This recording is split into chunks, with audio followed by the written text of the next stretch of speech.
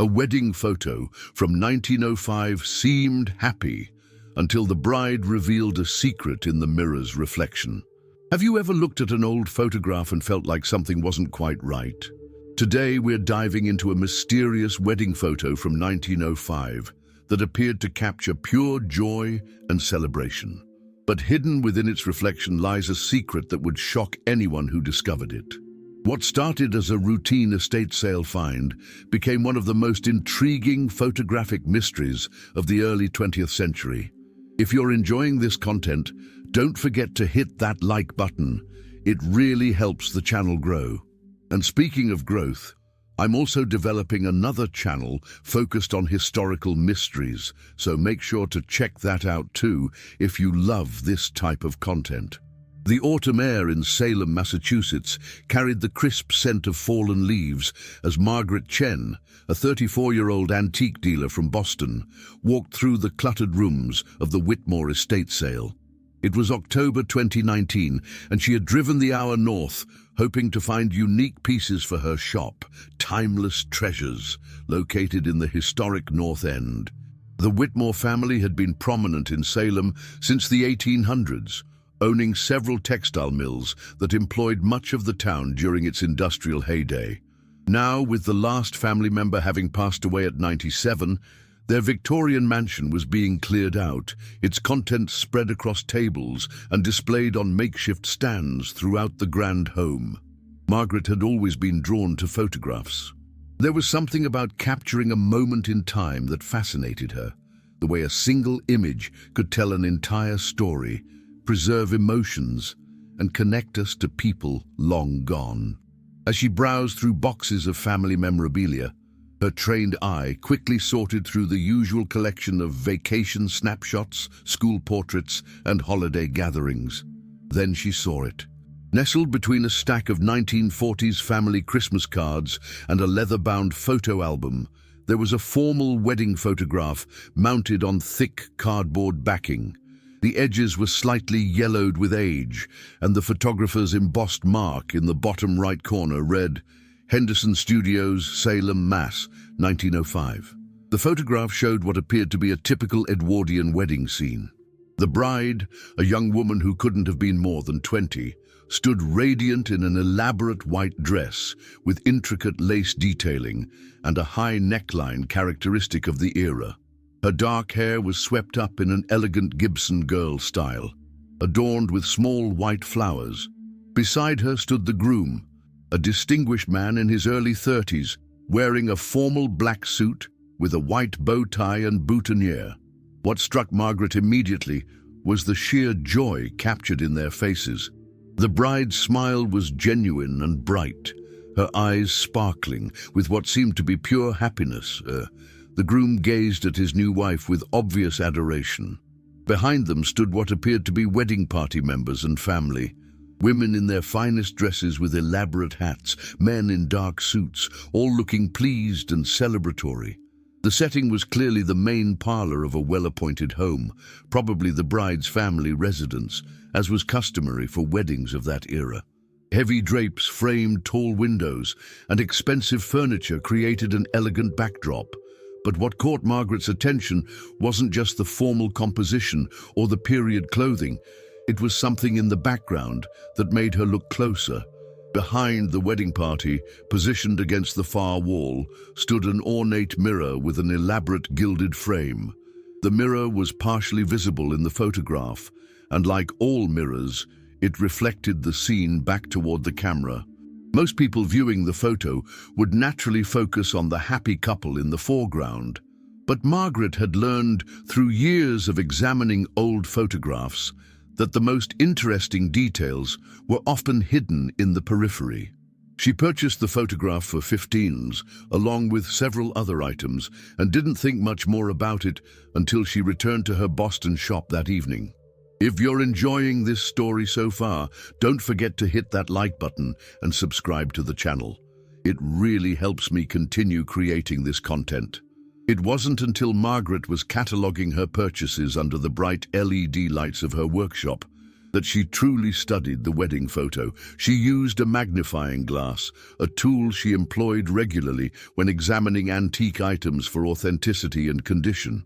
As she slowly moved the lens across the surface of the photograph, examining the fine details of the clothing, the furniture, and the faces of the wedding guests, she paused at the mirror's reflection. Something wasn't right. In the mirror's surface, she could make out the reverse image of the wedding party, as expected. But there was something else, something that didn't match what was happening in the main scene. The bride's reflection showed her in a completely different pose than her actual position in the photograph. Margaret rubbed her eyes, thinking perhaps the long day was affecting her vision. She adjusted her desk lamp and looked again through the magnifying glass. No, she wasn't imagining it. While the bride in the foreground stood beaming next to her groom, her reflection in the mirror showed her with her hands positioned differently. One hand appeared to be making a gesture that was completely obscured by her groom's body in the main photograph. The more she examined it, the more disturbed she became. The reflection seemed to tell a different story than the main image. It was as if the bride was communicating something through the mirror that she couldn't express directly to the camera. Margaret had seen many old photographs with technical anomalies, double exposures, light leaks, development issues that could create optical illusions. But this was different. This appeared deliberate. She spent the next hour examining every inch of the photograph with various magnification tools. The quality was excellent for 1905, suggesting it was taken by a skilled professional photographer with good equipment. There were no obvious signs of manipulation or retouching, which would have been extremely difficult to achieve convincingly with the technology of that era. As the clock struck midnight, Margaret finally set down her magnifying glass and looked at the wedding photo with fresh eyes. What had started as a routine purchase of vintage decor had become something much more intriguing. She realized she was looking at what might be a visual puzzle left by a bride from over a century ago. A woman who perhaps had something important to say but couldn't say it directly.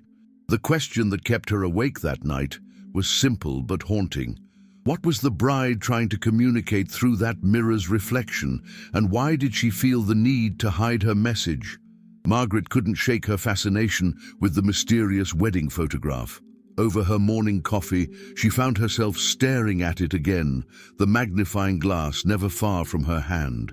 The autumn sunlight streaming through her shop window illuminated the image differently than her desk lamp had the night before, and she noticed new details in the bride's reflection. Her first step was to research the photographer. Henderson Studios had been a legitimate business in Salem during the early 1900s, she discovered through online historical records. Thomas Henderson had been well regarded in the area, known for his formal portraits of Salem's wealthy families. His studio had operated from 1898 to 1912, and several of his photographs were housed in the Peabody Essex Museum's historical collection. This gave Margaret confidence that the photograph was authentic and unmanipulated. Henderson's reputation and the technical quality of his work made it unlikely that any trickery was involved in the creation of the image itself. Next, she turned her attention to identifying the people in the photograph. The Whitmore estate sale catalogue had been sparse on details about individual items, but Margaret remembered the address where the sale had taken place. She decided to drive back to Salem and do some local research.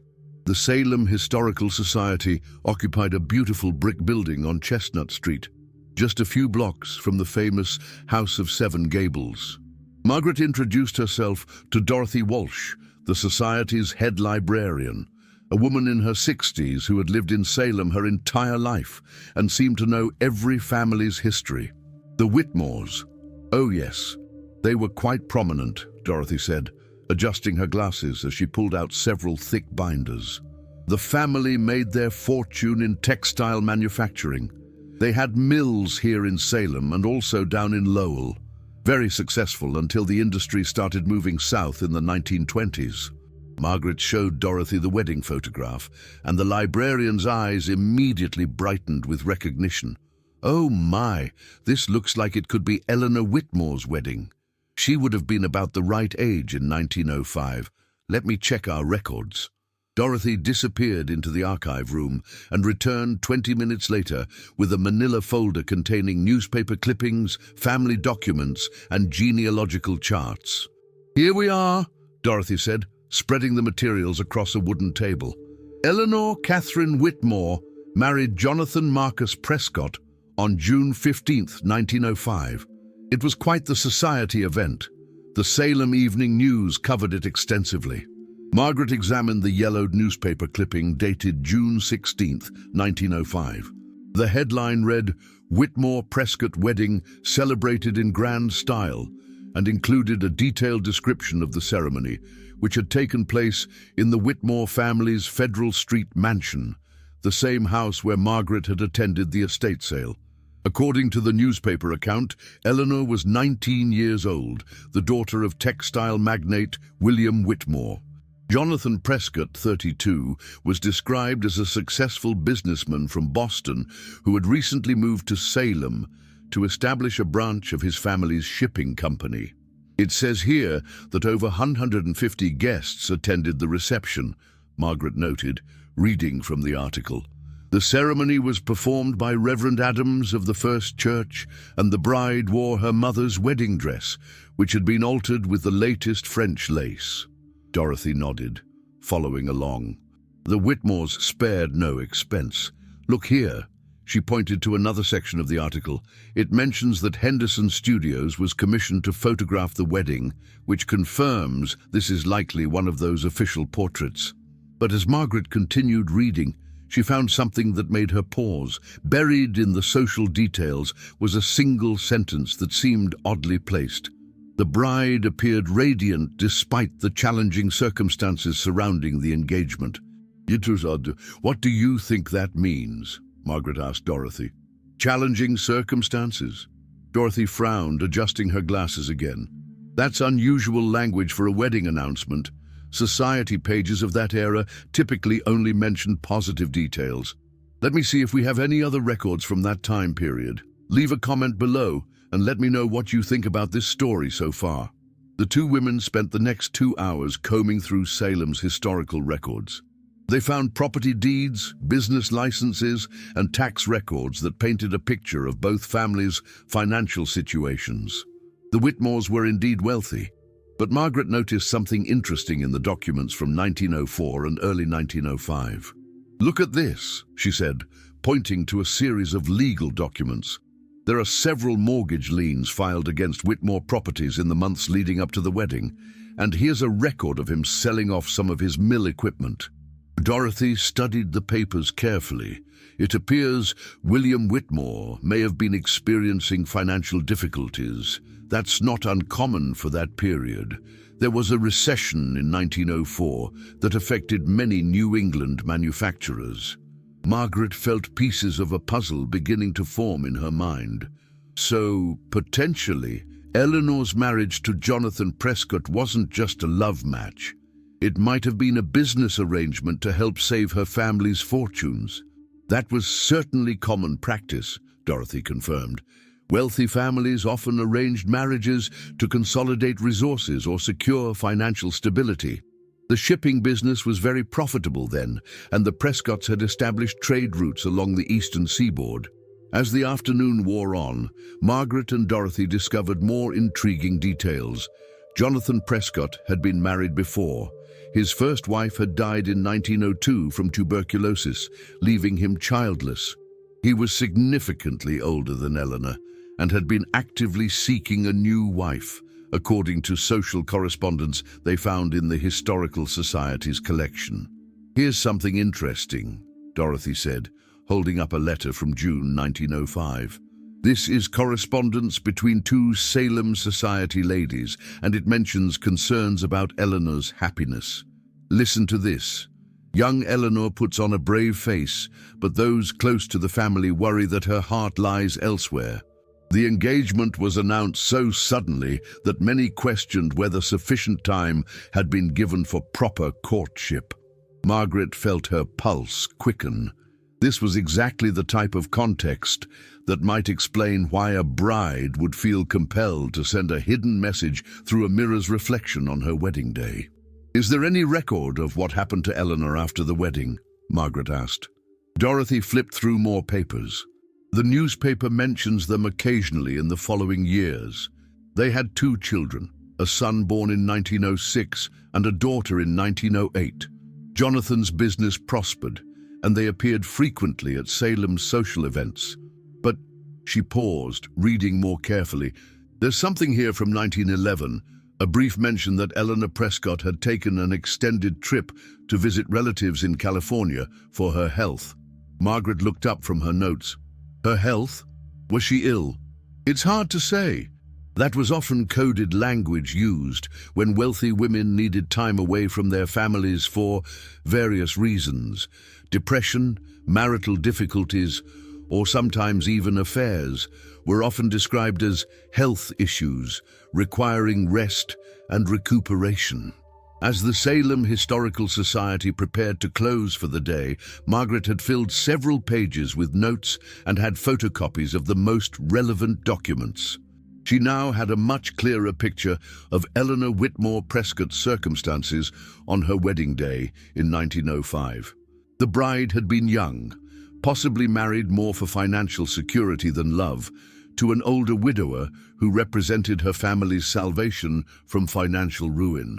The challenging circumstances mentioned in the newspaper suddenly made much more sense. But the biggest question remained unanswered. What exactly was Eleanor trying to communicate through her reflection in the mirror, and what did it reveal about her true feelings on what should have been the happiest day of her life?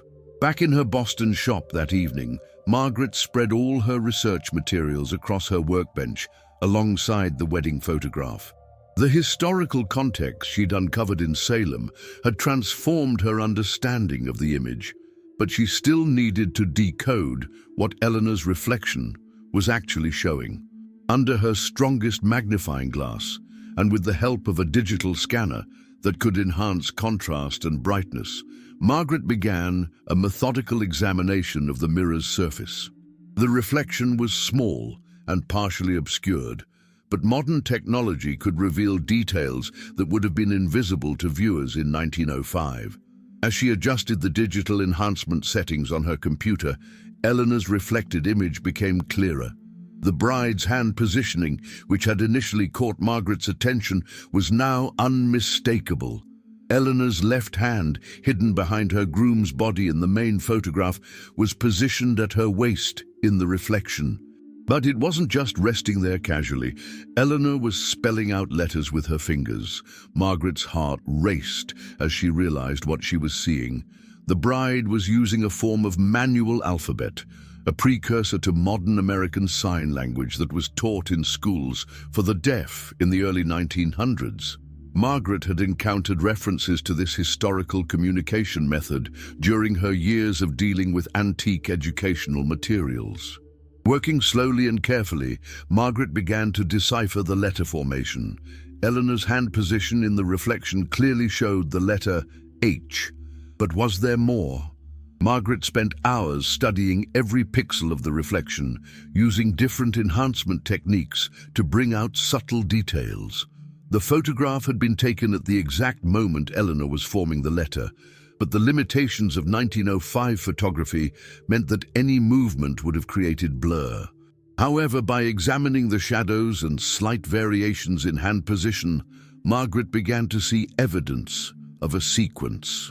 The reflection captured Eleanor in the process of spelling something, and by analyzing the subtle motion blur and finger positioning, Margaret could make educated guesses about the complete message. After 3 hours of painstaking analysis, she had what she believed was the full message.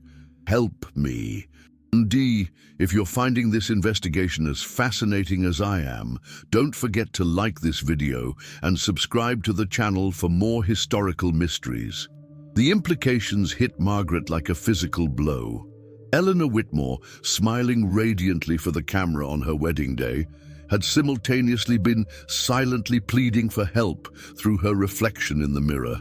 The young woman had found a way to communicate her desperation that only someone looking very closely at the photograph might notice, and even then, only if they understood manual alphabet communication. But Margaret realized she needed expert verification of her interpretation. She contacted Dr. Sarah Martinez, a professor of deaf studies at Northeastern University, who specialized in the historical development of sign language in America. Dr. Martinez agreed to meet with Margaret the following afternoon. When Margaret showed her the enhanced images of Eleanor's reflection, the professor's expression grew increasingly serious. "This is remarkable," Dr. Martinez said, studying the digital enhancements on Margaret's laptop screen. Manual alphabet communication was indeed taught in schools during this period, not just to deaf students, but sometimes to hearing students as well. It was considered a useful skill for silent communication. So someone in 1905 could realistically have known how to spell with their fingers, Margaret asked. Absolutely. Many wealthy families employed tutors who taught multiple forms of communication. French, Latin, music, and manual alphabet were all considered part of a proper education for young ladies. Dr. Martinez adjusted her glasses and leaned closer to the screen.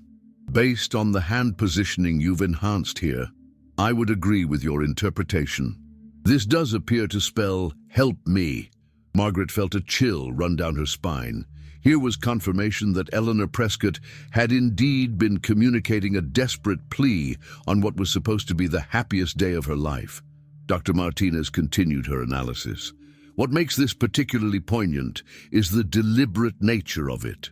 She had to position herself correctly relative to the mirror, time her hand movements to coincide with the photograph being taken, and do all of this while maintaining her composure and smile for the camera.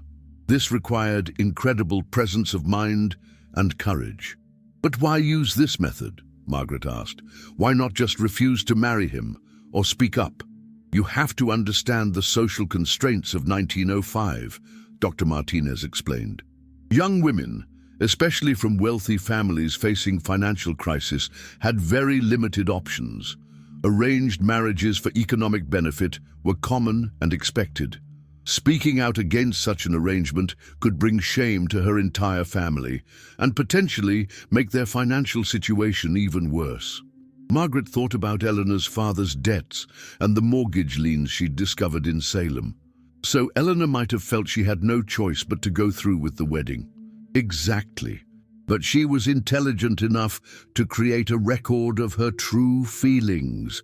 Whether she hoped someone would eventually notice her message, or whether it was simply her way of bearing witness to her own experience, we'll never know. As Margaret prepared to leave the university, Dr. Martinez made one more observation that would haunt her. There's something else to consider, the professor said. The fact that she knew manual alphabet suggests she may have had connection to the deaf community, possibly through volunteer work or family connections. This was often how hearing people learned these skills. That evening, Margaret returned to the Salem Historical Society's online archives, searching for any connection between the Whitmore family and deaf education or advocacy. What she found made Eleanor's story even more tragic.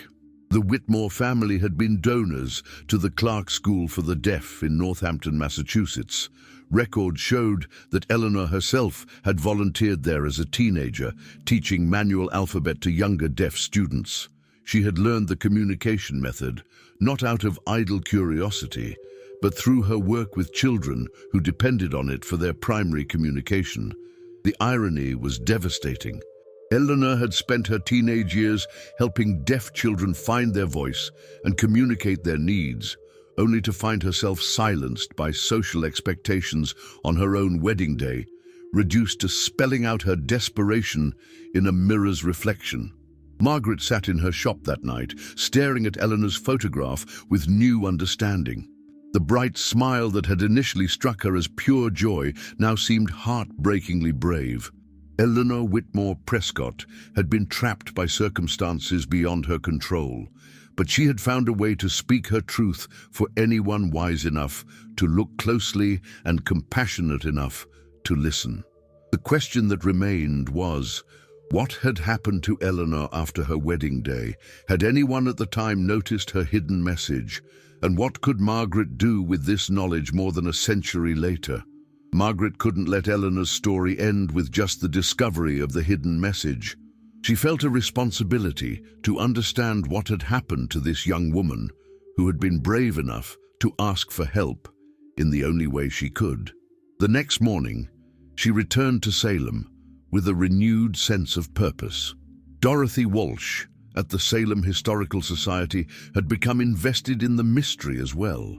When Margaret shared her discovery about Eleanor's hidden message, the librarian's eyes filled with tears. "That poor child," Dorothy whispered, looking at the photograph with new understanding. To think she was crying out for help right there in front of everyone, and no one could see it. Together, they began tracing Eleanor's life after her wedding day. The Society's records and newspaper archives painted a picture that was both heartbreaking and revealing. The first few years of Eleanor's marriage appeared normal in the public record. Birth announcements for her children, attendance at social functions, mentions in the Society pages. But Margaret had learned to read between the lines of historical documents. In 1907, there was a brief mention in the Salem Evening News about Eleanor Prescott being indisposed and missing several important social events. By 1909, references to her public appearances became increasingly rare. "Look at this," Dorothy said, pointing to a 1910 newspaper clipping. "There's a notice here about Jonathan Prescott attending the Salem Chamber of Commerce dinner, accompanied by his mother, as Mrs. Prescott was unable to attend due to illness." Margaret noted the pattern. His mother accompanied him? What about his wife? They found similar mentions throughout 1910 and 1911. Jonathan Prescott appeared at social functions either alone or with his mother, with Eleanor's absence consistently attributed to vague health issues. Then Dorothy found something that made both women stop breathing for a moment. "Margaret, look at this." Dorothy's voice was barely above a whisper.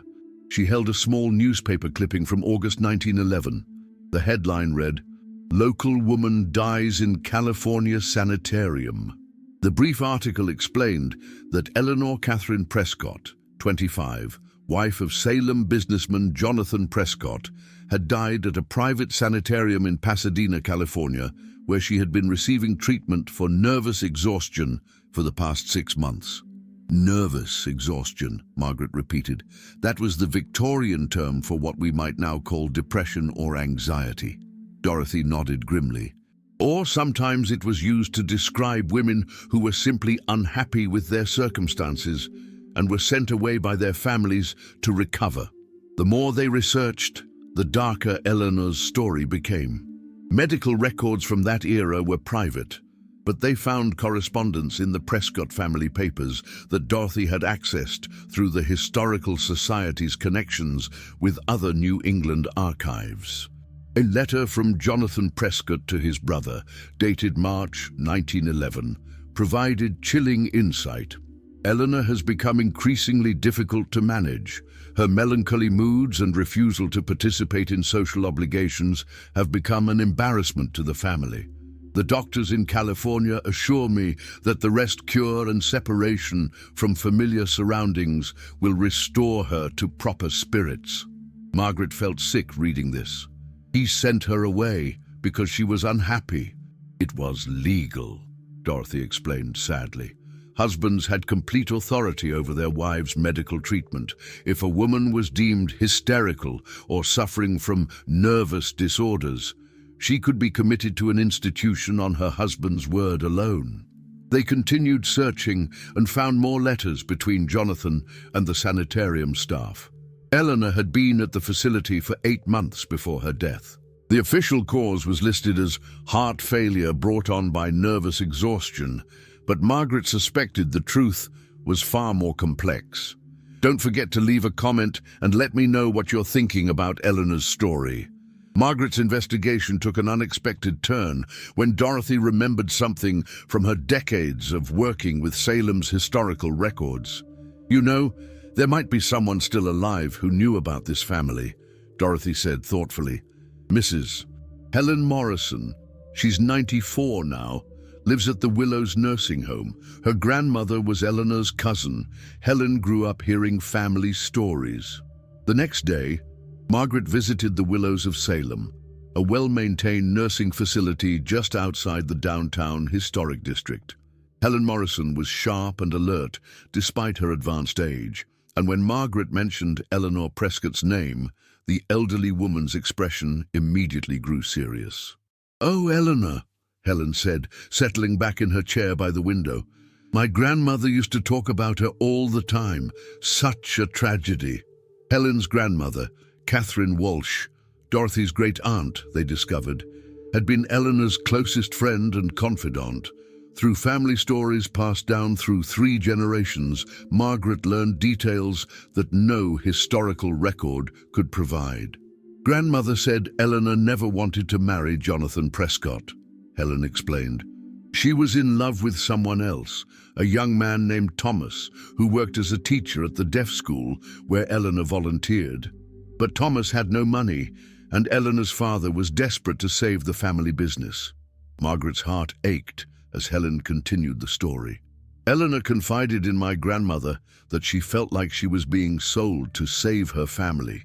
She said she would go through with the marriage because she had to, but that she would find ways to let the truth be known." "Find ways to let the truth be known," Margaret repeated. The hidden message in the wedding photograph suddenly made even more sense. Helen nodded.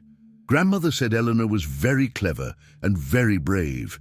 Even after she married, she would send letters to my grandmother using a code they had developed.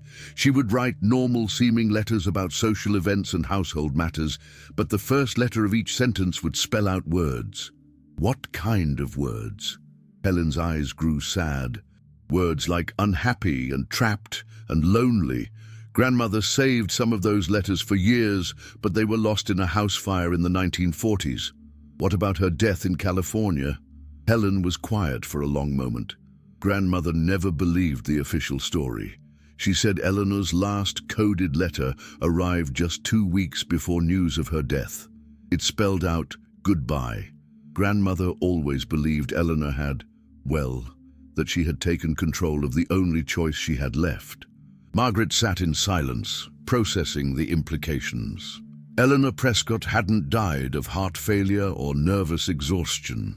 The young woman who had been brave enough to ask for help in a wedding photograph, who had continued communicating her truth through coded letters, had ultimately chosen to escape her circumstances in the most final way possible. "Did anyone ever try to help her?" Margaret asked. "Grandmother wanted to," Helen replied. "But what could a woman do in 1911? Divorce was nearly impossible, especially for a woman with children. And if a husband declared his wife mentally unstable, society accepted his word completely." As Margaret prepared to leave, Helen offered one final piece of information that would change everything. "There's something else, dear. Grandmother said Eleanor left something behind, something she hid in the house before she was sent to California. Grandmother never knew what it was, but Eleanor had asked her to look for it if anything ever happened to her." Margaret's pulse quickened. "Did your grandmother ever look?" "She tried, but Jonathan sold the house immediately after Eleanor's death and moved back to Boston with the children. The new owners renovated extensively. If Eleanor did hide something, it's probably gone now." But Margaret wasn't so sure. The Federal Street house had remained in private hands for over a century before becoming the Whitmore estate that was sold in 2019. What if Eleanor's hidden secret had survived all these years, waiting for someone to find it? Margaret's conversation with Helen Morrison had ignited a new determination.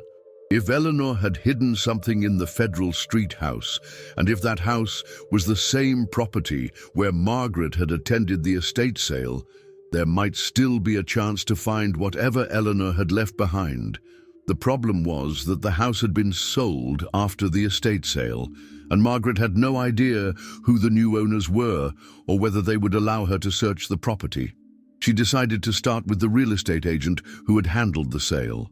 Jennifer Caldwell of Caldwell and Associates had been managing estate sales in Salem for 15 years.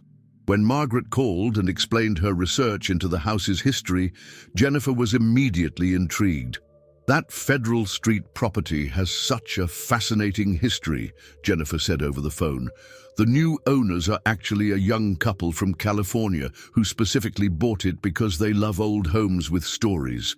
I think they might be interested in what you've discovered." Jennifer arranged a meeting with David and Sarah Kim, both software engineers in their early 30s, who had moved to Salem during the pandemic to work remotely while living in a historic home. When Margaret arrived at the Federal Street house on a crisp November afternoon, she was struck by how well preserved the interior remained. "We fell in love with the original details," Sarah Kim explained, as she led Margaret through the front parlor where Eleanor's wedding photograph had been taken. "The previous owners had maintained everything beautifully.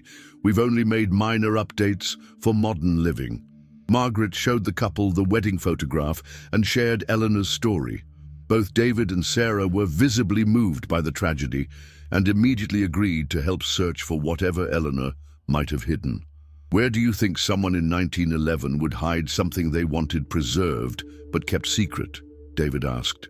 Margaret had been considering this question for days. It would need to be somewhere that was part of her personal space, but not obviously accessible to her husband or household staff, and it would need to survive renovations and general maintenance over the decades. They began their search systematically, starting with Eleanor's bedroom, which Jennifer had identified from the estate sale floor plans. The room was on the second floor, overlooking the back garden, with beautiful built-in wardrobes and a fireplace with an ornate mantel. Sarah had noticed something during their renovation work that might be relevant. "When we updated the electrical in this room, we found that one of the floorboards near the window seat was loose. We secured it, but there was a small space underneath."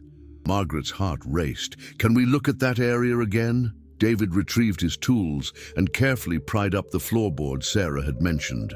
Underneath, in the narrow space between the floor joists, something was wrapped in what appeared to be oilcloth. With trembling hands, Margaret helped David lift out a small package about the size of a book. The oilcloth had protected its contents from moisture and dust for over a century. Inside was a leather-bound journal, its pages still intact despite their age. The first page bore an inscription in Eleanor's handwriting. "For whoever finds this, please let my truth be known. ECP." March 1911. Margaret opened the journal carefully. The pages contained Eleanor's private thoughts, written in her own hand, documenting her experiences from her engagement through the early years of her marriage. But more importantly, it contained detailed evidence of what had really happened to her. Eleanor's entries revealed a pattern of psychological abuse and control that was devastating to read. Jonathan Prescott had isolated her from friends and family, controlled every aspect of her daily life, and threatened to have her declared mentally incompetent if she ever spoke out against him. One entry from December 1910 was particularly heartbreaking. "He says no one will believe me if I try to tell them how he truly treats me.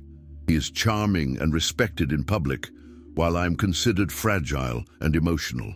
I have realized that I must create evidence that cannot be disputed in case something happens to me." Eleanor had documented specific incidents with dates and details. She had recorded conversations, described bruises and injuries, and most significantly, she had kept track of the medications that Jonathan and the family doctor had been giving her without her knowledge. "She was being drugged," Margaret said aloud as she read Eleanor's careful notes about feeling dizzy and confused after meals, about memory lapses that seemed to coincide with family gatherings when she needed to appear normal in public. The final entries, written just days before Eleanor was sent to the California sanitarium, revealed her desperation. He has convinced everyone that I am becoming hysterical and dangerous. Tomorrow, he is sending me away for treatment that I do not need. I pray that someday someone will find this record and understand what really happened to me. But Eleanor's journal contained one more crucial piece of information. She had not given up hope entirely. Her last entry revealed that she had been secretly communicating with a lawyer in Boston who specialized in representing women in difficult marriages, and that she had been gathering evidence to legally challenge her situation. The lawyer's name was mentioned in the journal, Robert Ashford, who had an office on Beacon Hill and had helped several women escape abusive marriages through careful legal maneuvering. If you've been following Eleanor's story from the beginning, please like this video and subscribe to our channel and leave a comment telling me where you're watching from. Margaret spent the next week researching Robert Ashford's law practice and found something remarkable. Ashford had been ahead of his time, one of the few lawyers in 1911 who believed women had rights within marriage and who worked to protect them when possible. More importantly, she found Ashford's archived case files at the Boston Public Library's research collection. Eleanor Catherine Prescott was listed as a potential client, with notes indicating that she had consulted with him in February 1911 about her legal options. Ashford's notes revealed that Eleanor had been trying to build a case for divorce based on mental cruelty, a very difficult legal argument in 1911, but not impossible with sufficient evidence. She had been gathering documentation of Jonathan's behavior and had even enlisted her friend Catherine Walsh to serve as a witness. The tragedy was that Eleanor had been sent to California before she could proceed with legal action.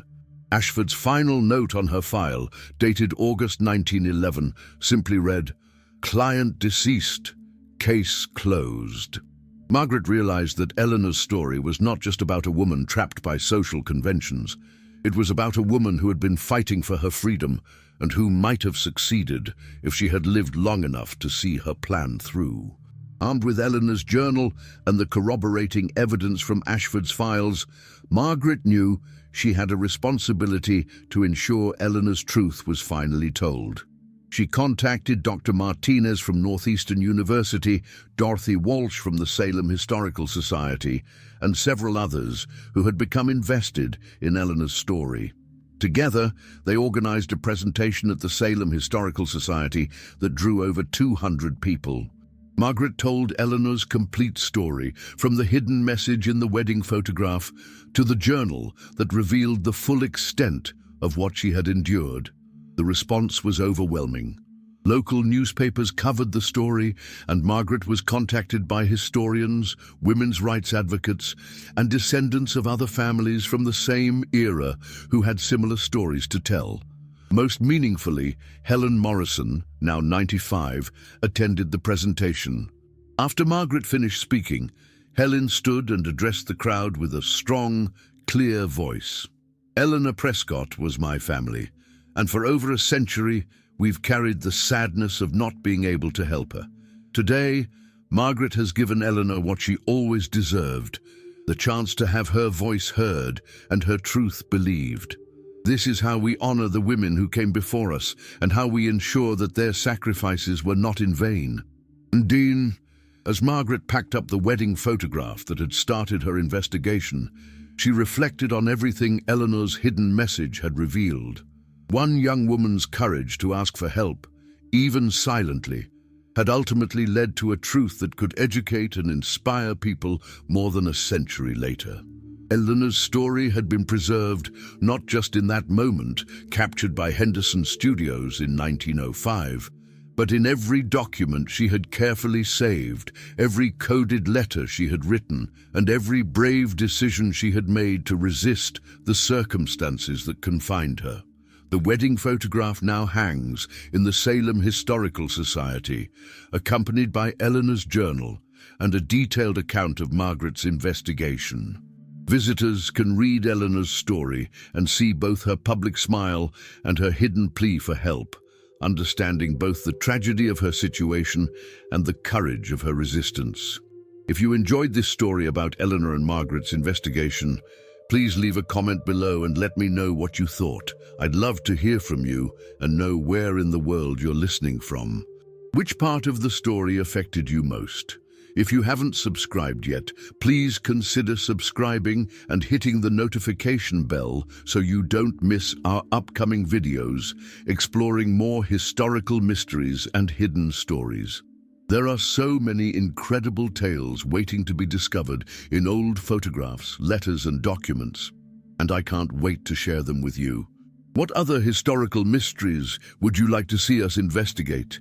Leave your suggestions in the comments, and maybe your idea will inspire our next deep dive into the past.